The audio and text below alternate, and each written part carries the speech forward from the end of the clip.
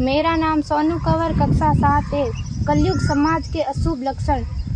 कुटुंब कम हुआ, संबंध कम हुआ, प्रेम कम हुआ, मर्यादा कम हुई, लाज लज्जा कम हुई, विनम्रता कम हुई, समर्पण कम हुए, पुस्तक वाचन कम हुआ, खान पान की शुद्धता कम हुई, बाल कम हुए, कपड़े कम हुए, नींद कम हुई, घी मक्खन कम हुआ, पीतल तांबे के बर्तन कम हुए, भाई भाई का प्रेम कम हुआ, सत्य कम हुआ, अतिथि कम हुए, धैर्य कम हुआ, श्रद्धा और विश्वास कम हुआ, बड़ों का सम्मान कम हुआ और भी बहुत कुछ कम हुआ, जिससे जीवन सहज था, सरल था। संतान को दोष न दे।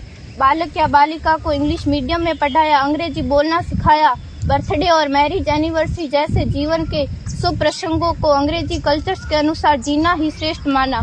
माता पिता को मम्मी डैड कहना सिखाया। जब अंग्रेजी कल्चर से परिपूर्ण बालक या बालिका बड़ा होकर आपको समय नहीं देता, आपकी भावनाओं को नहीं समझता, आपको तुच्छ मानकर आपसे जुबान लड़ाता, जब आपको बच्चे में कोई संस्कार नजर नहीं आता, तब घर के वातावरण को गमगीन किए बिना, संतान को दोष दिए बिना एकांत में जाकर रो लीजिएगा, क्योंकि पुत्र या पुत्री की पहली वर्षगांठ से ही भारतीय संस्कारों के बजाय, मंदिर जाने के बजाय केक कैसे काटा जाता है, यह सिखाने वाले आप और अम्मी है। जब बच्चा पहली बार घर से बाहर निकलता है तो प्रणाम और आशीर्वाद के बदले बाय बाय कहना सिखाने वाले आप और अम्मी है।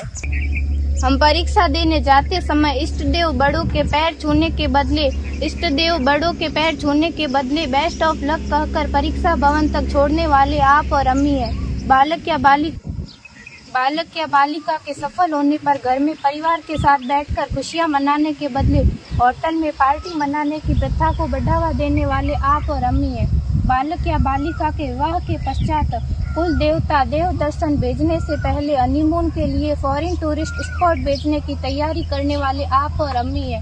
ऐसी कई ढेर सारी अंग्रेजी कल्चर्स को हमने जाने अनजाने स्वीकार कर दिया है। अब तो बड़े बुजुर्गों के पैर छूने में भी शर्म आती है। गलती किसकी? मात्र आपके माता और पिता की। अंग्रेजी अंतर्राष्ट्रीय भाषा है, से काम काज हेतु सीखना है, अच्छी बात है, लेकिन इसकी संस्कृति को अपने जीवन में उतारने की तो कोई बाध्यता नहीं थी।